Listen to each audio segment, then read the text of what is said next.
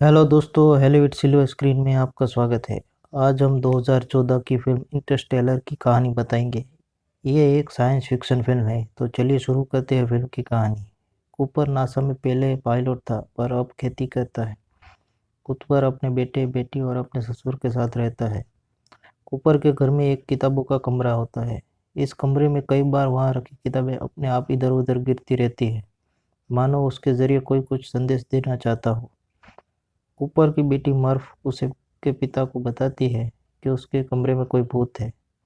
Cooper उसे कहता है कि उसे कुछ भी अजीब लगे तो उसे रिकॉर्ड कर लिया करो।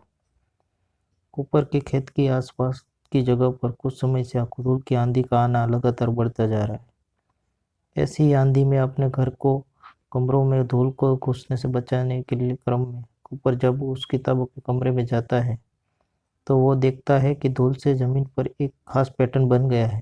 इस समय पहली बार उसे लग पता चलता है कि कोई भूत नहीं है, बल्कि ग्रेविटी का असर है, जिसका इस्तेमाल कर कोई उसे मैसेज देना चाहता है। उस पैटर्न को एनालाइज करने के बाद वो पाता है कि वो असल में एक बाइनरी कोड है, जिसमें एक लोकेशन कोऑर्डिनेट छुपा हुआ है। लोकेशन कोऑर्डिनेट को डिकोड करने के बाद जब वो उस लोकेशन पर पहुंचता है तो उसे पता चलता है कि वहाँ नासा के एक सीक्रेट प्रोजेक्ट पर काम चल रहा है।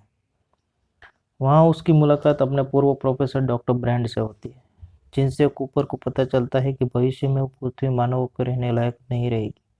डॉक्टर ब्रैंड उस बताते हैं कि कोई विकसित सभ्यता या अलौकिक जीव गुप्त रूप से मानव जाति की मदद करने की कोशिश कर रहा है। ये जो कोई भी है, 48 साल पहले इसने पेटर सैटर्न ग्रह के नज़दीक एक वर्म होल बना दिया, जिसका इस्तेमाल कर हम काफ़ी कम समय में दूसरे गैलेक्सी में जाकर पृथ्वी जैसा ग्रह ढूंढ सकते हैं और मानव को बचाकर मानव जाति के वजूद को कायम कर रख सकते हैं। डॉक्टर ब्रैंड इस बातचीत के दौरान कूपर को यह भी बताते हैं कि नासा ने पहले ही 13 अलग अलग एस्ट्रोनॉट्स को उस वर्म होल के अंदर भेज चुकी है, जिनका मिशन है वर्म होल के उस पार जाकर ऐसे ग्रहों को ढूंढना जो मानवों को रहने लायक भी हो और नज़दीक भी। वो अपने साथ एक बीकन लेके गए हैं, जिसके सिग्नल को नासा ट्रैक कर सकता है। उन्हें वो बीकन तब ऑन करना है जब उन्हें हैबिटेबल प्लैनेट मिल जाए। डॉक्टर ब्रैंड ये भी बताते हैं कि नासा को उनमें से कई एस्ट्रोनॉट का सिग्नल कई दशकों से मिलता था, पर अब उनमें से सिर्फ 3 बीकन ही एक्टिव रह गए हैं, जिनके सिग्नल 3 ऐसे ग्रह से आ रहे हैं जो ब्लैक होल के नज़दीक है। इसलिए एक नए मिशन पर काम चल रहा है, जिसका नाम है एंड्योरेंस। इस मिशन में एस्ट्रोनॉट को उन ग्रहों पर जाना है जहां से बीकन के सिग्नल अभी भी आ रहे हैं। उन तीनों ग्रहों का मुआयना करना है और पता लगाना है कि तीनों ग्रहों में से कौन सा मानवों के रहने लायक बेहतर है। अगर ऐसा ग्रह एंड्योरेंस क्रू को मिल जाता है तो नासा के पास मानवों को बचाने के लिए दो प्लान है।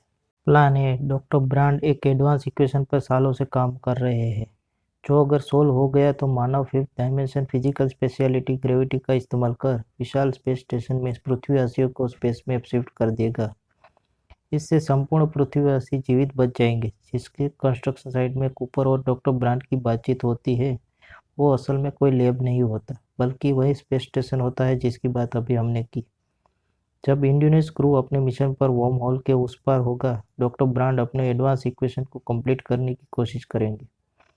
प्लान बी, अगर डॉक्टर ब्रांड अपने इक्वेशन को पूरा नहीं कर पाते या फिर एंड्योरेंस क्रू को हैबिटेट प्लानेट में ढूंढने में काफ़ी ज़्यादा वक्त लगता है, तो मानव जाति को बचाए रखने के लिए एंड्योरेंस यान काफ़ी मात्रा में फर्टिलाइज ह्यूमन एम्ब्रायो को अपने साथ ले जाएगा। जेनेटिक डाइवर्सिटी के लिए दुनिया के अलग अलग इलाकों के लोगों को डीएनए का इस्तेमाल किया गया है। एंड्योरेंस क्रू को कोई हैबिटेबल प्लानेट मिलता है तो उन्हें वहां जाना है। वहां जाकर फर्स्ट जनरेशन के एम्ब्रायो को रेज करना है। उसके बाद फर्स्ट जनरेशन वाले अगले जनरेशन वालों को रेज करेंगे, उसके अगले जनरेशन वाले अपने अगले को, और ये प्रोसेस चलता रहेगा, जिससे कि मानवों की संख्या ग्रह पर बढ़ती जाएगी। क्योंकि कूपर नासा का भूतपूर्व पायलट होता है, डॉक्टर ब्रांड उसे रिक्वेस्ट करते हैं कि वो एंड्योरेंस मिशन की कमान संभाले। वो इसके लिए राजी भी हो जाता है, जिससे उसकी बेटी मर्फ उससे नाराज हो जाती है। खैर, अब वो मिशन पर निकल जाता है और वर्म होल के जरिए ट्रैवल कर ब्लैक होल के नज़दीक पहुंच जाता है। जिसके बाहरी एजिस पर वो तीनों ग्रह मौजूद है जहाँ से बीकन के सिग्नल नासा को अभी भी मिल रहे थे। एंड्योरेंस क्रू सबसे पहले फैसला करते हैं कि किसी ग्रह पर जाने का जो ब्लैक होल के काफ़ी नज़दीक हो। ब्लैक होल के नज़दीक होने की वजह से इस ग्रह पर जब 1 घंटे गुजरते हैं तो उस दौरान पृथ्वी पर 7 साल गुजर जाते हैं। कूपर चाहता है कि वो वापस पृथ्वी पर लौटकर अपने बच्चों को सही सलामत देख पाए। वो उस ग्रह पर ज़्यादा समय बिताना नहीं चाहता क्योंकि उस ग्रह पर बिताया गया प्रत्येक घंटा उसके बच्चों के लिए 7 साल के बराबर होगा। एंड्योरेंस यान को ब्लैक होल के एक से बाहर कर कूपर डॉक्टर ब्रांड की बेटी और डोयल के साथ उस ग्रह पर लैंडिंग के लिए जाते हैं, जबकि उनका एक साथी एंड्योरेंस पर ही रुक जाता है। जब वो उस ग्रह पर जाते हैं तो उन्हें पता चलता है कि वहाँ केवल पानी पर जीवन का कोई नामो निशान नहीं है। उन्हें उस ग्रह पर नासा द्वारा पहले एस्ट्रोनॉट के यान का मलबा भी मिलता है। फ्लाइट रिकॉर्डर हासिल करने की कोशिश में वो टाइडल वेव का शिकार हो जाते हैं, जिसके कारण वो उस ग्रह पर एक की जगह 3 घंटे बिता देते हैं। उस दौरान उनके एक साथी डोयल की मौत भी हो जाती है। जब वो वापस एंड्योरेंस पर लौटते हैं तो पाते हैं कि उस दौरान एंड्योरेंस पर मौजूद उनके साथी के लिए 23 साल गुजर गए। जब कूपर अपने बच्चों द्वारा भेजे गए वीडियो मैसेजेस को देखता है तो वो पाता है कि उसके बच्चे भी सब बड़े हो चुके हैं। उस ग्रह पर मिले फ्लाइट रिकॉर्डर से पता चलता है कि उस ग्रह पर लैंड करते ही नासा के उस एस्ट्रोनॉट की मौत हो गई थी। बीकन ने केवल कुछ मिनट सिग्नल भेजे थे, पर रिलेटिविटी की वजह से उन मिनट के दौरान पृथ्वी पर काफ़ी समय बीत गया, जिसके कारण पृथ्वी पर मौजूद नासा को लगा कि वो सिग्नल कई सालों से उस ग्रह से आ रहे हैं। जो कि एंड्योरेंस 23 सालों से ईंधन का इस्तेमाल कर रहा था, अब इसमें लिमिटेड ईंधन बचता है। बचे हुए ईंधन से वो बाकी बचे 2 ग्रहों में से केवल एक ग्रह पर ही जा सकते हैं। दोनों ग्रहों से आ रहे बीकन के सिग्नल से मिलने डेटा के आधार पर पता चलता है कि एडमंड जिस ग्रह पर है वो मानवों के रहने के लिए ज़्यादा उपयुक्त है, पर क्योंकि दूसरे ग्रह से मैन अभी भी लगातार सिग्नल भेज रहा था, अंत में एंड्यूस क्रू मैन के ग्रह पर जाने का फैसला करते। इस दौरान पृथ्वी पर कूपर की बेटी मर्फ बड़ी होकर साइंटिस्ट बन चुकी है और वो डॉक्टर ब्रांड की आशीष करती है। मरने से पहले डॉक्टर ब्रांड उसे बताते हैं कि प्लान मात्र एक दिखावा था, क्योंकि उन्होंने कई साल पहले ही अपने इस इक्वेशन को सोल्व कर लिया था और वो जानते थे इससे मानव को बचाया नहीं जा सकता। इसलिए अब वो केवल प्लान बी ही सफल हो सकता है, जिसका मतलब था मर्फ अपने पिता को दोबारा कभी नहीं देख पाई। मर्फ वीडियो मैसेज के जरिए एंड्योरेंस क्रू मेंबर्स को डॉक्टर ब्रांड की मौत की जानकारी देती और सारी सच्चाई भी बताती है। वो अपने पिता कूपर को भी ब्लेम करती है कि उसे पृथ्वी पर मरने के लिए छोड़ दिया। हालांकि उसके बावजूद मर्फ उन इक्वेशन पर काम करती रहती है, क्योंकि उसे उम्मीद होती है कि वो उन इक्वेशन को सोल्व कर लेगी, पर उन इक्वेशन को पूरी तरह सोल्व करने के लिए उसे ग्रेविटेशनल सिंगुलैरिटी पर एक क्वांटम डेटा की ज़रूरत होगी। मेन का ग्रह ब्लैक होल के उतना नज़दीक नहीं था जितना पहले वाला था, इसलिए वहाँ एस्ट्रोनॉट पहले की तरह किसी जल्दबाजी में नहीं है। जब वो बीकन सिग्नल को ट्रैक करके उस ग्रह पर पहुंचते हैं तो उन्हें मेन डीप स्लीप में मिलता है, जिसे वो एंड्योरेंस पर ले आते। जागने के बाद वो बताता है कि उस ग्रह पर थोड़ी परेशानियां ज़रूर है, पर ये मानव के रहने लायक।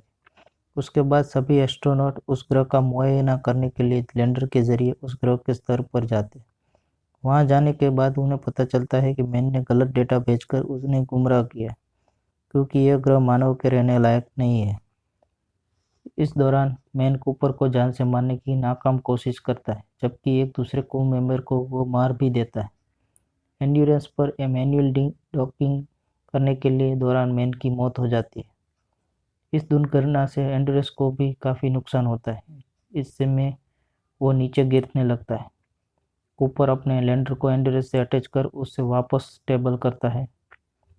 अब एंड्योरेंस स्टेबल हो जाता है, पर उसके पास इतना ईंधन होता ही नहीं कि वो तीसरे ग्रह पर जा पा सके। इस ग्रह पर जाना इसलिए आवश्यक होता है क्योंकि उससे उन्हें पहले से ही बताया जा चुका है प्लान ए पहले फेलियर था।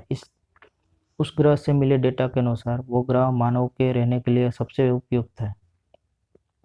कूपर और डॉक्टर ब्रांड के साथ 2 इंटेलिजेंस रोबोट होते हैं, जिनका नाम होता है कैश और टार्स।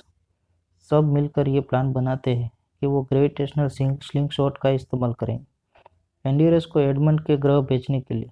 कूपर सबसे पहले अपने रोबोट टार्स को ग्रेविटेशनल सिंगुलैरिटी में भेजता है, इस उम्मीद के साथ वहां जाकर वो क्वांटम डेटा उसे भेज दे, जिसका इस्तेमाल कर प्लान ए भी सफल हो जाए। पर जब टार्स ग्रेविटेशनल सिंगुलैरिटी में एंटर करता है तो उसका सिग्नल कूपर को मिलना बंद हो जाता है। कूपर एंड्यूरस से अपना यान अलग कर देता है ताकि डॉक्टर ब्रांड और रोबोट कैश उस तीसरे ग्रह पर पहुंचकर मानव जाति के अस्तित्व को बनाए रख सके और प्लान बी को सफल बना सके। अपने यान को एंड्योरेंस से अलग करने के बाद कूपर एक टेसरेट में पहुंचा जाता है।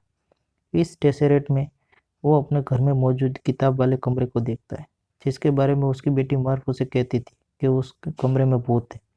उस टेसरेट के जरिए वो समय में आगे और पीछे भी देख सकता है, यानी कि इस टेसरेट में टाइम भी एक फिजिकल डायमेंशन है। टेसरेट के अंदर कूपर को उसके रोबोट टार्स का मैसेज मिलता है, जिससे उसे खुद को से पहले ब्लैक होल में क्वांटम डेटा कलेक्ट करने के लिए भेजा था।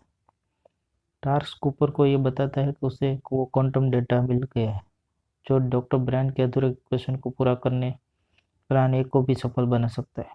कूपर टार्स को वो डेटा खुद को सेंड करने को कहता है। कूपर उस डेटा को ग्रेविटी का इस्तेमाल कर मोर्स कोड के फॉर्मेट में उस घड़ी के जरिए भेजता है जो उसने कभी भी अपनी बेटी मर्फ को दिया था। मर्फ उसे डिकोड कर पूरा क्वांटम डेटा समझ लेती है, जिसके बाद डॉक्टर ब्रांड का वो अधूरा इक्वेशन पूरा हो जाता है। इसके बाद ग्रेविटी का इस्तेमाल कर वैज्ञानिक पृथ्वी के मानवों को इस स्पेस में विशाल स्पेस स्टेशन पर शिफ्ट कर देते हैं। टेसरेट में से बाहर निकलने के बाद कूपर को दूसरे एस्ट्रोनॉट ढूंढ लेते हैं, पर जब उसकी आंख खुलती है तो वो खुद को एक विशाल स्पेस स्टेशन में पाते हैं। उस स्पेस स्टेशन का नाम कूपर स्टेशन है, जो कि उसकी बेटी के नाम पर रखा है। अब जब वो अपनी बेटी से मिलने जाता है तो पाता है कि उसकी बेटी काफ़ी बूढ़ी हो चुकी है, जबकि उसकी उम्र में कुछ सालों का ही अंतर है। उसकी बेटी उसे बताती है कि उस दुनिया में कूपर के लिए कुछ नहीं बचा। फिल्म के अंत में कूपर उस ग्रह पर रवाना हो जाता है जिस ग्रह पर उसने डॉक्टर ब्रांड की बेटी एंड्योरेंस यान को जरिए लोगों को भेजा था। डॉक्टर ब्रांड की बेटी उस ग्रह पर बिना किसी परेशानी के लैंड कर जाती है। अब उसका अगला प्लान है मानवों की तादाद को बढ़ाना। फिल्म यहाँ पर ख़त्म हो जाती है। अगर आपको मेरा ये वीडियो पसंद आया हो तो इसे लाइक करें, शेयर करें और कमेंट करें, और मेरे चैनल को सब्सक्राइब करना ना भूलें।